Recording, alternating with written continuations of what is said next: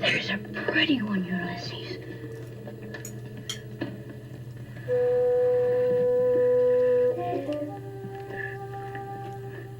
There it is. Hello, BookTube. I'm Sean Breathes Books. Welcome back to my channel.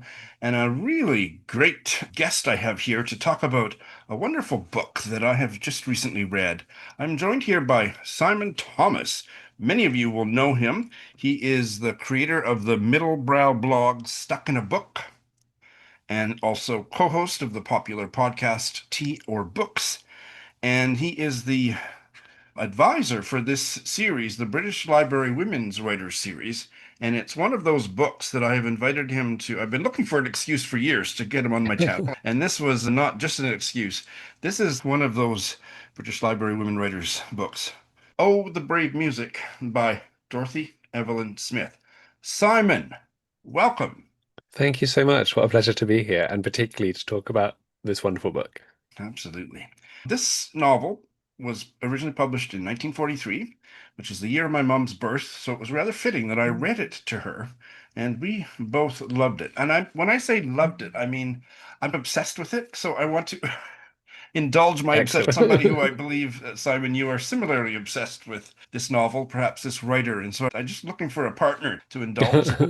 This will be a spoiler-free chat. We have decided we do not need to get into any spoiler territory whatsoever to hook you hopelessly on this novel, rushing out to get it. So you can rest assured that we're not going to do anything to spoil the plot for you. Can you kind of introduce the novel and the writer? Sure. So, as you say, it's published in 1943. It's set not quite clear when, but in the early 1900s, before the First World War. And it's also parallel set in the 1940s because it's clear the narrator is looking back. And the main character and that sort of distant narrator is a woman slash young girl called Ruan. She is a minister's daughter living on the edge of the moors in, I can never remember if it's Yorkshire or Derbyshire, but somewhere in the north of England. She's living on the edge of the moors. And in some ways, it's just a coming of age novel of what her life is like as she discovers her identity. She discovers people who will help bring that out of her. There are a lot of incidents, a lot of sad things actually that happen in the book, but really it somehow is an incredibly uplifting and beautiful story about a young girl's cross from late childhood into early adulthood. That was very well done. I'm glad I asked you to do that. The setting is extremely important, Simon. And as a Canadian, I must admit that I'm embarrassed to tell you this, but I don't really know what the moors are. So could you explain what the moors are, like geographically, or what that kind of natural setting is to someone who doesn't know anything about it, like me? Yeah, in the literary world, they're most famous for being in the Bronte Wuthering novels, Heights. Wuthering Heights particularly. But I think they also show something about the very provincial smallness of the UK. Like when I'm talking to a Canadian or an American or an Australian who is picturing the enormous expanses of land, uninhabited land you have in those countries, it's certainly not like that. So it is largely uninhabited land. You might have shepherd's huts or things. It will just be grassland mostly. Yeah, maybe cliffs or that sort of thing. But if you were lost in the middle of it, it would take you less than a day to get to the edge of it. Like this, it's the biggest expanse we have in the UK of uninhabited land, and it's pretty small. Yeah, they're in the north of England, they're in Yorkshire and Derbyshire. There are some down in Devon as well. And there might be sheep, there might be goats, all those sorts of things. But I think wild, but not too wild. And hilly grassland, is that right? Yeah, pretty much. Yeah, down in the south they might be less hilly, but up there, yeah, it's pretty hilly territory. You've got even mountainous in places, but broadly it would be hilly. I'm going to put you on the spot, and if you have no idea, I'll edit this question out. But do you know what are they called, the moors? Oh, I do not know, but now So, I want to know. yeah, too. And is that term also used to describe similar what would the word be, topography or whatever, within the larger UK or Ireland? Would they use the same word, or is it very English? Yeah, good question. I have never heard people say it about, see, like in Scotland, you talk about the Highlands, you wouldn't talk necessarily about the moors, I think. But Um, similar, yeah, similar. pretty much. But if someone were to say to you the moors, you certainly, I don't know if I'm just being, again, provincially English in this sense, but I would definitely go to the north of England if someone said moorland. If you ever come visit me in Saskatchewan, got lots of grasslands, and we can go for a walk and talk video in the Saskatchewan Absolutely. moors. Which I imagine cover a far wider area than ours do. Well, there are a lot of them left, but all been used up for agricultural, but there is still some preserved. So let's start with another general question. Why do you love this novel so much, Simon? Yeah, it's always hard to quantify that, isn't it? As you say, I'm series consultant for the British Library Women Writers series, which is such a wonderful thing to get to be. And it means that I spend quite a lot of my time, I already did before this, but now with a sort of professional bent, reading neglected books by women writers, always hoping that magic will strike. And genuinely, you can tell pretty early on in a novel whether or not it's something special. I will say in Oh, the Brave Music, I wasn't sure for the first couple of pages. It starts out with this young girl. She's got an imaginary little friend that she's talking to during a church service, and I thought this could go a bit twee, but that didn't last long. And then suddenly, it's something about the voice. It's in the third person, but it's something about the voice or the character. It's something about the way that Dorothy Evelyn Smith really pulls you into that setting and into that world.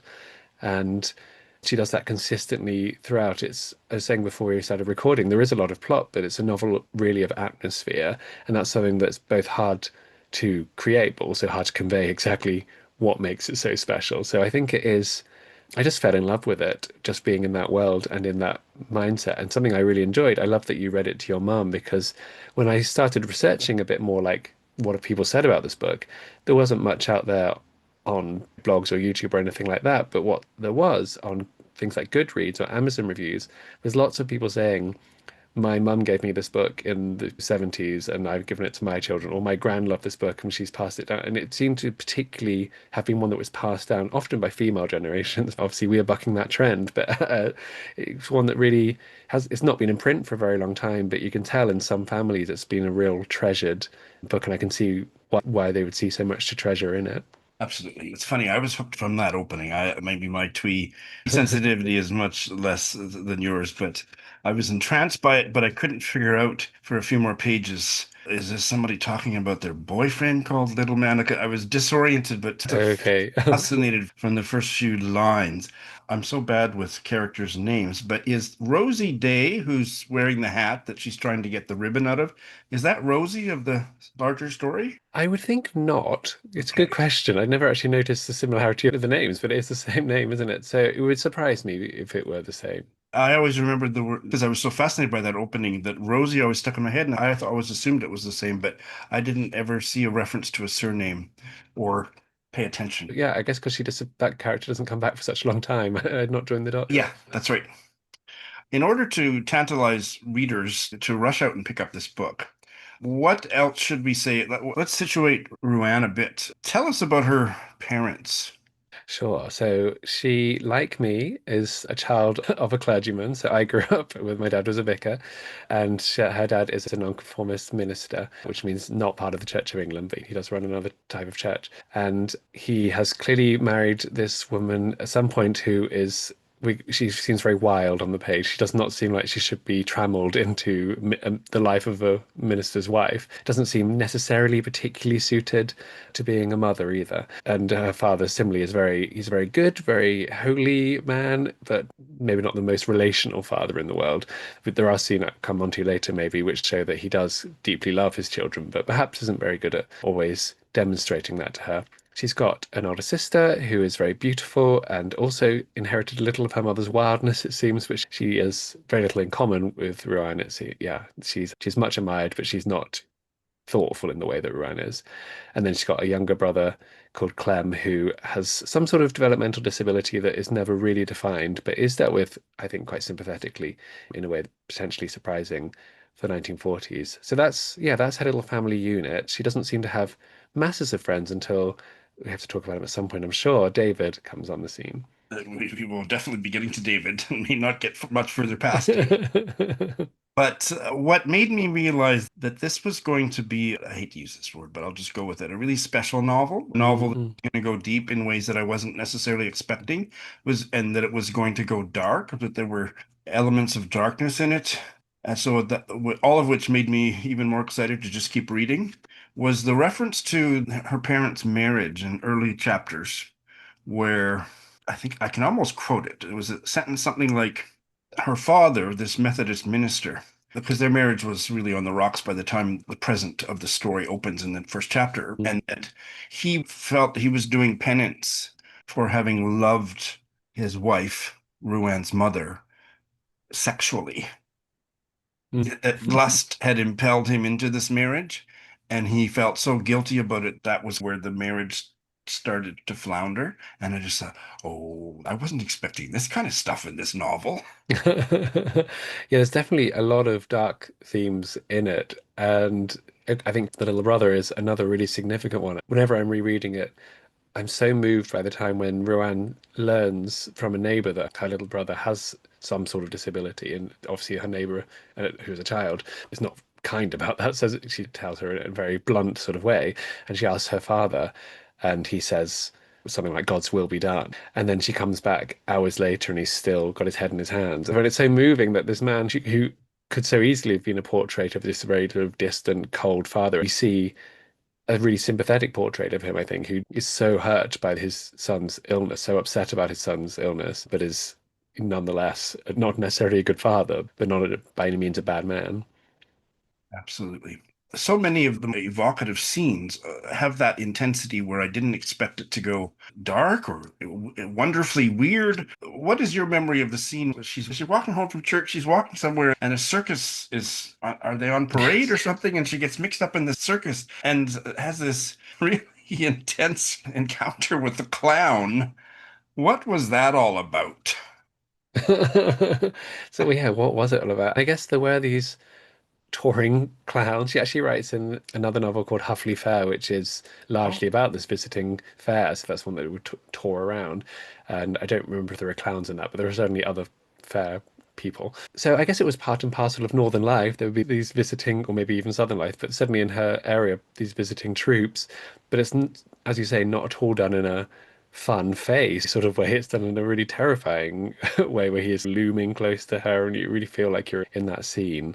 And why is she doing that? Why did Dorothy Evelyn Smith put it in the book? I'm not sure exactly why it's there, but it does add to that sort of the unpredictability of things around her. The it's not, I mean, it's not a horror book by any means, but the sort of, yeah, the things that she can't control in the life around her are always impeding from different directions, whether that be her family or her fortunes or this troop of circus people. and this is going to eventually segue into talking about David. But my memory of that scene is also that she was scared, but she was also propelled to, like, she was intrigued. Yeah, yeah. And so I thought it just showed so much about her character that comes out in different scenes later in the novel. And it was just thought, boy, this is going to be a really layered portrait of Roanne. Yeah. But she She's gets in, really interested in life. yeah. But she gets home from that and she's in bad shape. She's all disheveled and dirty. And her parents have company and they scold her. And isn't it her birthday? I think it was her birthday. Oh, yes, I think you're right. And she gets sent to bed on her birthday because she'd gotten into all this trouble. And then the people that are visiting, isn't it Rosie and David? Mm, mm, mm. And so she meets David. David sneaks upstairs to actually talk to her, and he's probably not supposed to do that. And that relationship begins. So at this point, what is she, about 7? Yes, I think, yeah. So And he's 5 years older. And I read them as being of similar age, but you're right, and you make this point in your afterword that he is 5 years older. And he wants to play doctor. but not in a suspicious way. Not in a suspicious way. And as they get older, that age difference doesn't take us into any creepy territory with that in terms of sexuality or anything. The relationship is really intriguing and doesn't go in any dark places about that. He immediately starts calling her tin ribs. Do you know anything about what that nickname means? It's an interesting one. So I did do some exploration around Of this. I've course you not found did. it I'm used. not surprised. It's just so unusual, and I've not seen it anywhere else. I assume it means that she's thin or skinny. Maybe that's what he's referring to. That's the best I could come up with. But he really sticks with it.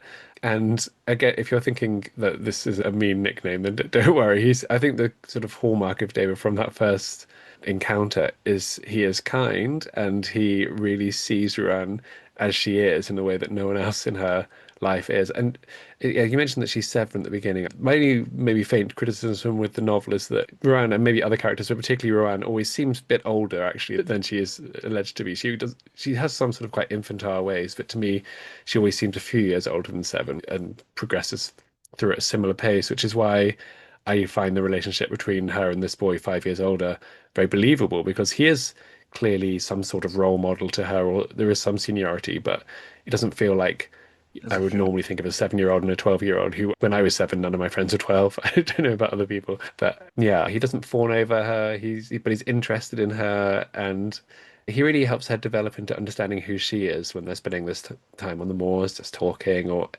any of their conversations. It's such a, to use that word again, special, beautiful depiction of friendship, I think, in a way that you don't find that often, particularly between a boy and a girl, and later a man and a woman. Absolutely. And when we get to talking about the ending, I want to bring back that point. And David has his backstory is pretty interesting, and he is being raised by Rosie and Rosie's father. And Rosie's father is a parishioner, I think, is that the right word if it's Methodist church, but he's a Oh, congregant or whatever. He goes to Ruan's. yeah. dad's church, and he is kind of pictured him as a tycoon. He was really rich and he had this big factory or whatever. I can't remember what it was, but I would say I thought maybe his character was maybe one of the thinner characters, could have been developed a bit more. Mm. But he was kind, very kind, and also a tycoon in the negative sense. But Rosie, his adult daughter, was wonderful. Tell us a little bit more about David's backstory, because I have only just scratched the surface there. I think the fact that his father has all these factories is another important thing about the local geography because alongside the moors, this area is also known for being very thick with factories. So surrounding the towns there would have all manufacturing different things, but there's this real contrast in the region between all the pollution that comes with factories, the workers' housing, and then the freedom of the moors. It's hinted at more than she doesn't draw that comparison massively, but it is very much you wouldn't be able to have that sort of person in a different region of England. So it does link in there. As you say, Rosie is this wonderful, life-affirming, joyful character. We see her progression as well through the novel. And she's not necessarily a mother figure to Rowan, but maybe a sort of aunt figure. There is a certain maternal to it, but also a friendship. And she, no nonsense, very caring, and one of the few people that David would listen to, which is nice. The other thing that is so interesting about that is David is not biologically related, but he was adopted. I don't know if he's ever legally adopted by Rosie's dad, but he was Rosie's dad's business partner's son. And David's real father ended up being a really corrupt guy that ran away and died. And we don't need to say any more than that. There isn't a whole lot of detail about it. It's fascinating. But Rosie, who is single, never been married, is raising David. So And that's, yeah, legal adoption, I think, came in the UK in 1926 or oh, something around then. So before that, it was all done very informally. So it would probably, he might have, I don't know all the ins and outs, but certainly like the way we think about formal adoption today didn't exist at the time. So it would have been a bit more informal than that. there was something about that backstory that reminded me of Victorian novels I've read, and I can't think of any specific one, but it just thought, oh, this is all sounding interestingly Victorian. Yes. And yeah, so one of the most sort of emotional times we see of David is when that backstory comes up and it's clearly something that he, in today's parlance, we'd say he needs counseling over, but at the time he's bearing it and it clearly comes out occasionally. Yes. You have some interesting commentary in your afterword about clothes, things that I didn't really pay attention to. So I really got a lot out of that. What do you want to say about the confining nature or the restrictive nature of the clothing these characters had to wear? Yeah, I'll just read a little passage that I did quote in the afterword about that, which she says, this is again the older Ruan talking from the 1940s, looking back at her childhood. And she said, I wore too many clothes for either comfort or hygiene. When I see the youngsters of today in their brief, sensible garments, I sigh for that sturdy little figure in its petticoats and frills, its buttoned boots and woolen stockings and tight cotton gloves, its alpaca coat well and truly buttoned to the chin, and its hard straw hat with the tight elastic. And I think, yes, certainly now we would not think of 1940s children as being particularly underdressed, but by comparison, I think it is echoing that sense that she feels of being restrained by the expectations of her as a minister's child, as a girl in that society. A lot of her growth in the novel is learning how to throw off some of those restrictions, not necessarily literally in the case of those clothes, but in the way that the expectations upon her. And she does later dress in boys' clothes with her bare legs, as when Rosie's got more charge over what she's wearing. So in some sense, it is literally that she's throwing off these things that her sister loves. Her sister loves all these clothes and she wants to look lovely and wear beautiful things and wants to be practical and free. And that's her main requirements from clothing. I'd like to talk a little bit more about what you just raised that she was dealing with and resisting becoming a girl in the conventional sense. And yeah, I thought gender was pretty important in this novel. She flaunted certain conventions, but she certainly felt constrained by the discrimination against young girls and women in her society in terms of education. Just talked about clothing. No, absolutely. I think that's one of the reasons that the contrast with her sister is so interesting because her sister is basically fulfilling all the expectations that she should have, even romantically later in the novel, that she's having the correct feelings, essentially. It's done relatively subtly. You don't get around wailing that she wishes she were a boy all the time. But clearly, if she had been a boy, a lot of the decisions she made would have been a lot easier for her. The schooling she would have had would have been better. Various things that happen later in the novel with property and things would have been simpler. Yeah, I think again, it's subtle, but I think she is saying that a lot of the personality that Ruan naturally has is in conflict with the expectations of her gender in a way they wouldn't be if she were a boy. She's so bookishly geeky. I love that about her. And so I think Yes, that's yes. probably one of the main reasons you loved her too, looking at our backdrops. It's always a And good way to snare any reader, isn't it? that's right. And she would have been more, if she had been a bookish man like her uncle Alaric. Is that how you pronounce that name, by the way? Alaric? That is how I pronounce it, yes. Yeah. She would have been more socially acceptable, perhaps, but I love that side of her as well. Friendship, you mentioned earlier, and I want to return to that, and we're going to talk obliquely about the ending without giving anything away. But I believe, tell me if you disagree, that it's not spoilery at all to say that things are left a bit open-ended at the end in terms of what the future might hold for her relationship with David. And when the story ends, what are they, about, what, 18 and 23 or something Yeah, I think that's right. like that? And that open-endedness really captured my imagination as it resonates with the friendship that they've had all along. I wasn't necessarily convinced, although I think there's certainly signs at the end that could be interpreted as that they're going to end up getting married or something fairly far off in the future, like not next year, but maybe in the next 5 years or something.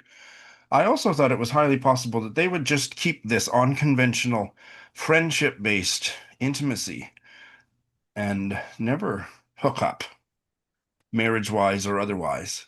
What did you think about that? Yeah, and I've heard people have very different opinions. Some people think there is a very clear outcome, but I'm with you. I think we don't know. She is looking back from whatever this present day is. She doesn't drop any real clues about what's happened. Something that I have seen a couple of people say, which is I find very moving. She's writing this from the vantage of the middle of the Second World War. David would have been of an age to fight in the Second World War. So we don't know, is David even alive? Yeah, so none of that's made clear. She doesn't ever reference the Second World War up front. There's oblique references to it. But is this all a memoir because the man she loves has just been killed in war? It's never outright like that, but that's something that could be bubbling away in the background. The title, Oh, the Brave Music, it comes from the Rubaiyat of Omar Khayyam. That's What? certainly how I say I'm glad you say it the same way, even if we're both wrong. it. I think that's how it's pronounced. She loves poetry, and when either of the men in her life give her books of poetry, she's a happy camper. What does it mean in the context of this story? Oh, the brave music. The full line is, what's the full? It's a two-line. Yeah, oh, the brave music of a distant drum. Is there more to it than that? Yeah, and the line before that is what is more confusing for me. Ah, take the cash in hand and wave the rest. Oh, the brave music of a distant drum. But I think it's a curious title for the novel. I'm not sure it's one I'd necessarily have chosen. But my understanding of it is that it's about nostalgia, about the past, looking for that distant drum, but it's also about optimism or at least wondering about the future, that distant drum. So Ruan as a character is both very pulled by the future as a child. What will she become? What opportunities will be available to her? But she's also writing this novel, as we said, from the perspective of someone looking back at their childhood with that nostalgia and that, even if it's not always happy, I guess it's that looking backwards. So it's all about thinking about a different time period and being having your heart pulled one way or another, either in memory or in hope. She has the book and she uses it as an I Ching, and she opens it, and that verse is on that page. And it's at the stage where she is in a bit of a tizzy about what the future might hold, specifically with her and David. And this verse seems to calm her or inspire her, or certainly it seems to really speak to her. And so my interpretation of it as I was reading the ending was that there was going to be a future for them, but whatever was going to develop, it wouldn't develop anytime soon. Yeah. She shouldn't force it now. And that isn't really the interpretation of those lines in terms of literary criticism. I spent about 30 seconds researching that, and it seems to be all about the afterlife. The distant Yeah. drums, the afterlife. When I was doing a little bit of research around it for the afterword, I did somewhat struggle to see how relevant it was but I guess if you're flicking through a book and you see it, you can just maybe Rowanda saw it and replied it in the way she wanted to apply it. Maybe Dorothy Oh, Evelyn Smith did the same. I don't know. I mean, it's perfect. interesting that this book was so popular in this translation by Edward Fitzgerald for a brief period, and I don't think anyone reads it now. I could be wrong, but it does. I don't. Yeah, it seems no, but once you put it in there, I think a lot of people would have at least been familiar with it. But yeah, even as you say, even trying to find evidence of what it means in context seems tricky enough, let alone how people might have applied it to their own lives. And even setting all that aside, I love the title. Oh, the Brave Music. It's just a lovely title. It doesn't have to mean anything. Yeah. Just, I think those are the things that I wanted to make sure that we talked about. Before we shift into talking about the author, is anything more you'd like to say or discuss about the novel itself? I think I did mention this, but the only thing I want to always reiterate is we haven't actually talked about lots of the sad things that happen in it, but often I find myself talking about all the sad things, and I want to say, but this is not a sad book. This is such an uplifting, life-affirming novel. And she wrote, in fact, Huffley Fair that I mentioned, a lot of sad things happen. I did find that was a very sad book. And I think the distinction maybe there is that a lot of the sad things there happen because the main character makes poor choices, whereas Ruan is more of a victim of circumstance, but she always manages to be optimistic about the future despite them, and not in a sort of Pollyanna way. There's something just so beautiful about the book, even whilst it's not certainly not twee as you keep going. There's a lot of darkness in the book, but somehow so beautiful. And it's, yeah, I reread it many times. I think every time you reread it, it's like being invited back into this beautiful world that you long to return to. So it's not, yeah, the miserable things somehow don't stop it being a beautiful world that you want to be in.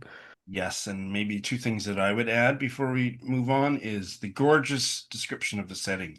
The nature writing, if you want to call it Mm, nature writing, is just to die for. She's a beautiful really. writer.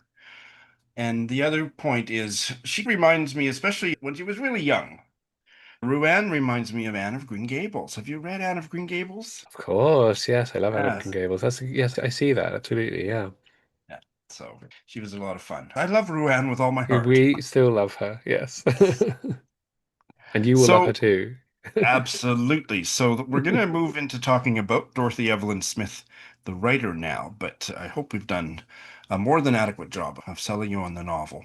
Tell us about Dorothy Evelyn Smith, Simon.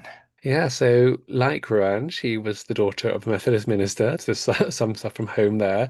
She grew up in Derbyshire, which, moorland, and then she moved to Yorkshire. So this is why I can never remember which one it is. I knew she lived in both. And she was married to a man who worked in banking, and she was a mother. And then at some point, she started trying to write. So she did various little stories. I shouldn't minimize them. Maybe they weren't little, maybe they're great. I've never seen them. But she wrote for different periodicals. And then The Brave Music was her first book or her first novel that she wrote. And when she would say that she was writing as bombs were falling around the kitchen table, I think she said something along those lines, which I think she's probably slightly over dramatizing what was going on. But yeah, certainly in the midst of war.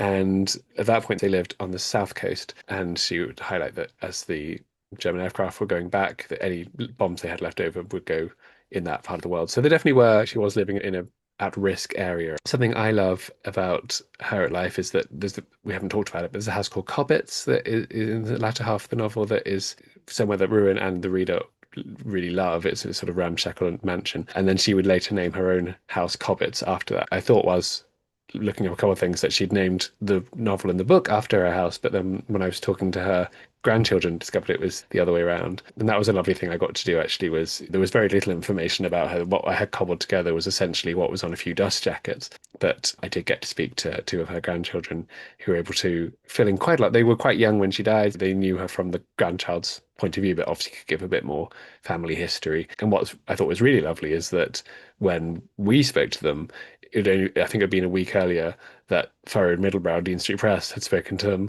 about one of her other novels, Miss Plum and Miss Penny. So having been in completely ignored for a long time, independently, Scott, who looks after that, as I'm sure many of your viewers will know, and I both discovered her and wanted to bring those books back. So it's a big week for the family. May it continue. Absolutely. Whether it's in print or not, where would you recommend the Dorothy Evelyn Smith Deviltee go next in terms of her backlist? Yeah, I think if you've loved this one, then Proud Citadel is the one I go to next, which is a similar setting. It's actually a bit more coastal, so you've got the sea and the moors. And it starts, I can't remember her name now, I'm afraid, but a girl a similar sort of age is sent there to live with people she doesn't know very well. And it covers a much longer period. So should we see her into her 20s? I think maybe even, I think she ends the novel somewhere in her 30s. But there is another boy who is not a million miles away from David. But there's a much bigger community in that one, actually, and we spend more time with other people. So it feels a bit like the same world, but the lens is zoomed out a bit, both in terms of time and number of people. And that's an absolutely lovely book. I do like Miss Plum and Miss Penny a lot. I think, curiously, as being one of the two that's in print, it's quite stylistically different from all her other books. Oh, And it feels maybe slightly sharper, maybe less nostalgic. I don't know. And that's about this curious, difficult relationship between a woman and another woman who she brings in to live with her when she finds her in this difficult position. That's a very broad outline, but yeah, it doesn't have the same warmth as of her other okay. novels, which isn't a criticism. It's just a different approach. Whereas all the other novels I've read by her have a real warmth to them. And sometimes I think maybe slightly too much. Some of them maybe do get a little too twee, but I think Proud Citadel is definitely my next favorite of hers after this one. And there's none that I've read that I would say don't bother, although I have heard some of her later novels that I haven't read are a little too unreadable, but I've not tried those. So don't venture there unless you're feeling brave, maybe. You have done such important work in getting this book back into print, but why did she go out of print? Everybody, most writers who write have a lot of books published. They're not all great, but this one is a masterpiece, I would say. So why is she considered an obscure writer today? What's that all about? Yeah, your guess is as good as mine because when I was reading it, I just don't understand how it hasn't been in print in the same way that I Capture the Castle or A Tree Grows in Brooklyn or other these great coming of age novels about young women that are deservedly well loved by generations and in print ever since they were published. And yeah, if there was any justice, this one would have been in that number. And it's certainly of the British Library series. I don't know what the sales figures are, but it's the one that I hear most about people saying, I'm so glad that you did this one. I love this book so much. It's definitely my favorite from the series. It's the one that I'm always trying to persuade people to read.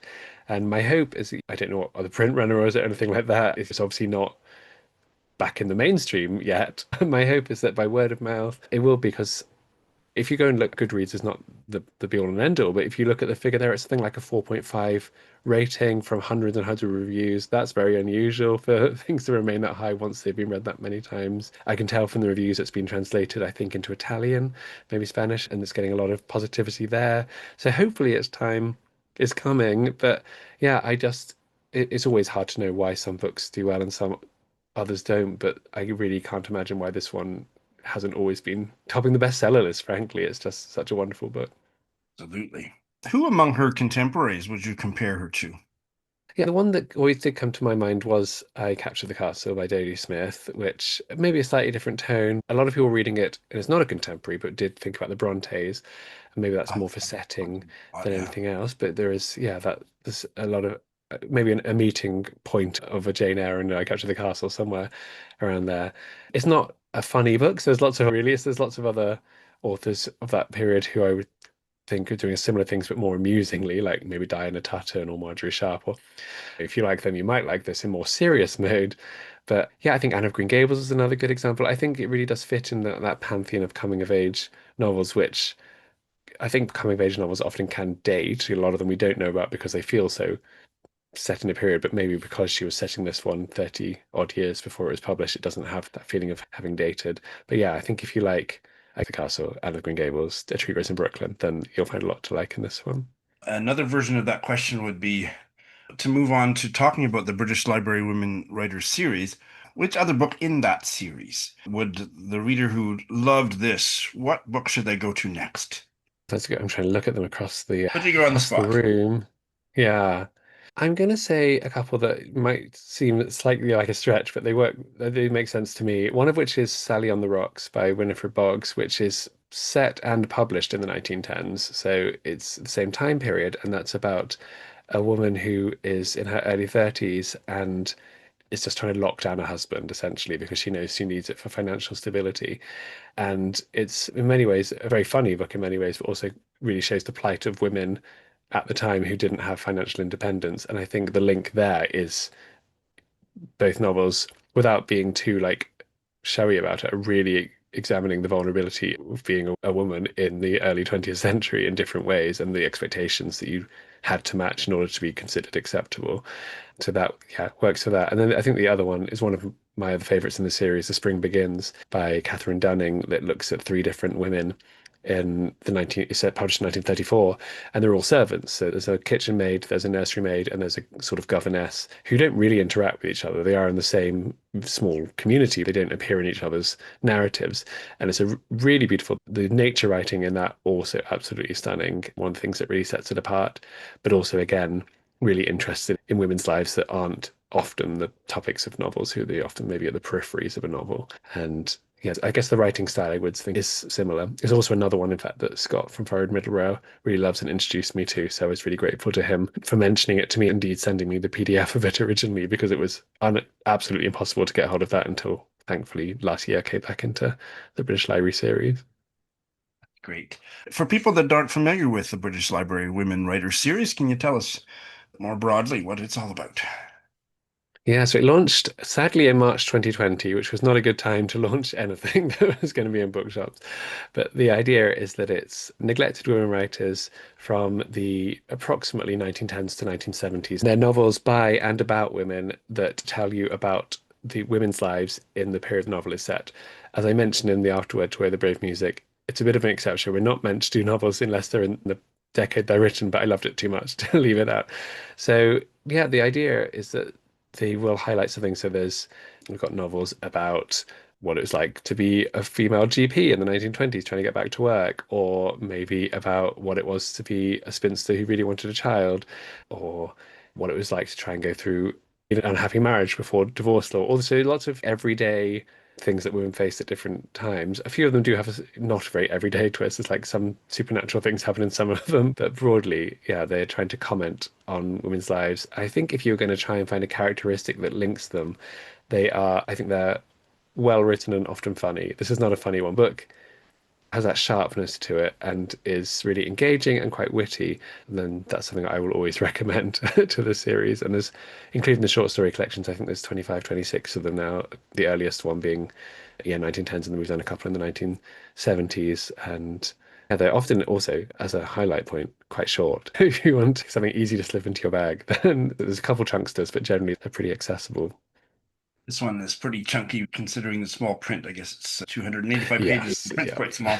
I've had it on my shelf for several years, and every time I flip through it, I think, oh, I can't. That print is too small. I'm gonna have to get the ebook. But then I got new glasses and I could read it fine. Ah, hello. And they all have these beautiful covers that they've got different patterns on that look appropriate, and then these silhouettes of women looking like something from the period. So this is, yeah, Right, yeah, 1940s women, I guess. to die for. Very collectible, but also very readable. So you do many other important things. So where should we start? I guess historically the blog started first. So tell us about your blog, Stuck in a Book. Yeah, so that started in 2007 when I was a finalist in my undergraduate degree, and I thought, what better way to distract myself from revision than starting a book blog? And yes, described in blurb in the back of these books as a middle brow blog, which I will take. I read relatively widely, but definitely the main interest is in women writers, often British women writers in the 1920s and 30s. Although, yeah, it does go a bit more broad. And it's, yeah, just book reviews, other posts. And when I started, I didn't think I'd still be doing it all these many years later, but I was 21 when I started it. So it's been part and parcel of my reading life for almost my entire adult life. When I finish a book, it turned into a book review on there. And for people that are encountering this word for the first time, what does middlebrow mean? That's the first 10,000 words of my doctoral thesis. But Oh, we have yeah, time. You yeah. can read to us. Yeah, it's an interesting read because it really depends who you ask. On the surface, it's just not lowbrow or highbrow. So if you know what lowbrow and highbrow means, it's somewhere in between. But it was a very disputed word, particularly in the interwar period, and a word that people wouldn't really have used for themselves. I think of it as being largely about the sort of reader who would have been expected to read it originally, which is often maybe like a middle class housewife, at least in the UK, when we're so rigidly bound to class. It may not make as much sense in other cultures. It's often a domestic setting, but obviously very highbrow and very lowbrow books might have a domestic setting as well. But I think there's something about, particularly in the 20s and 30s, these novels that are really interested in the everyday. They're literary in a way you tend not to get the out and out like James Joyce, Wood Virginia sort of style. These are people who were interested in contemporary literary techniques like stream of consciousness or free and direct discourse, so that they may well be there, but they will use punctuation marks. That's maybe the meeting point. And it's in, I'd say in the last 20, maybe 25 years of literary criticism, it's a term that is no longer used disparagingly, as people have been much more interested in what middlebrow means and who it was written for and who it was read by and all that sort of thing. So I say middlebrow as a badge of honor, but that's not always been the case. And how about to your books? What do you do there with as a co-host? Yeah, so Tia Books is a podcast I started with my friend Rachel. She got a blog called Book Snob, and we started that in 2015. Yeah, we've just celebrated our 10th anniversary, which was lovely. Tea or Books is meant to represent difficult decision making. So we don't talk about tea, we do just talk about books. If you're given a choice, tea or books, that's a hard decision. So in each episode, we pit two books, two authors, two things connected with reading. So it might be long books versus short books, or it might be, do we want to spoilers or not, all those sorts of things. And then two books against each other and pick our favorite. Yeah, we do it monthly. So there's 130 odd episodes out there now. And Rachel's wonderful. She knows an awful lot. She's very unprepared for every episode, but makes it work. She's often finishing the book moments before we record. But yeah, it's fun. We have, I'd say, a sort of brother and sister relationship at this point of teasing each other. Yes, there's a lot of chortling going on. Definitely that, yeah. And she, in fact, is the only person who doesn't like this book that I've come across. What? Which is mad because it's so up her street, and she didn't even finish it. I think she just needs to give it another go because it's exactly the sort of book Rachel should love. That's shocking. This chat is being recorded on August 5th. It'll probably go up much later, but just give us a sense of what's the most recent episode of the podcast and what was the topic there? Because we've just done our 10th year, our actual most recent episode was our 10-year celebrations, where we picked our 10 favorite books that we'd read in the past 10 years each, that we read specifically for the podcast. So that was, yeah, that was the most recent one. In the previous episode, we'd compared two novels, one of which was The Sundial by Shirley Jackson, and we compared that with O Caledonia by Elspeth Barker, two sort of gothic novels published in the mid 20th century. Have you ever discussed anything Canadian on your podcast or in your blog? My favorite episode of the podcast, and I can't believe we got this, was that Mary Lawson came on as a guest, and she is certainly my favorite living Canadian novelist. Are you familiar with Mary Lawson? Have you read her? Mary Lawson. That's right. Oh, I haven't. So she was so lovely. She was wonderful. She is proudly Canadian. She has lived in the UK since I think the 1970s, but all her novels are set in Ontario, Northern Ontario. I'm sorry, I'm familiar with her. The name didn't twig, but yes, I am Yes. familiar with her. Crow Lake, her sort of biggest one, I guess. But we have a mutual friend who said, I think Mary would come on your podcast. And Rachel hadn't read her at that point, but did thankfully love her books as well. She's just an absolutely marvelous writer. And I'm trying to think, I do love a lot of, oh, another novel I absolutely love that she hated was The Diviners by Margaret Lawrence. And I love Margaret Lawrence. We've definitely talked about her. I'm sure we've talked about other Canadians in our time, but I'm currently drawing a blank. No, those are good. Those are good writers to mention. And maybe what my question really is there such a thing as a Canadian middlebrow novel or a tradition Oh, of that? Can lit? I'm like to take that ball and run with it, actually. I would put someone like Margaret Lawrence probably in that world. Definitely Ethel Wilson, I would say put in that world. Swamp Yeah. Angel. Yes, I read something with the word love in the title that was wonderful earlier this year. Equations of Love, that's what it was called. Oh, Absolutely I haven't read marvelous. that Yeah. one. I just Swamp Yeah. Angel's one of my favorite books. Yeah, she's brilliant. And I think, yeah, I would describe her very glowingly as Middlebrow. And so those are familiar names, but what's capturing my imagination is, are there other women, Canadian women writers whose books are long out of print, I just waiting see, to be yeah. rediscovered? I'm sure there are. We need to find someone who knows more about Canadian literature than me. I think I put all my eggs in the basket of British women. I'm so into this type of women's fiction, middlebrow, that I think I need to do some further investigation. Absolutely. Yes, please. And if you find any, do let me know. I'd love to. And I should say the British Library Women Writers series is mostly British, but it doesn't have to be. So we are very open to doing women from Right? other places. So if you find any good suggestions, we'd love to hear them. I can't believe it's actually taken us this long to meet because our reading tastes do overlap significantly. And now that I'm reading to my mom every night, she loves this stuff. I And love some of the other amazing. things that I like to read, she's not so much into. So I'm reading more of it than I typically do, which has been fantastic. So yeah, I hope I'm already thinking of an excuse to have you back. I hope you'll come back someday. This has been a marvelous chat. Anytime, we'd love to. Yeah, it's been such fun. Thank you. Yeah, and I say we've known each other in the online world for so many years, but never actually had this one-to-one chat. Simon, thank you so much.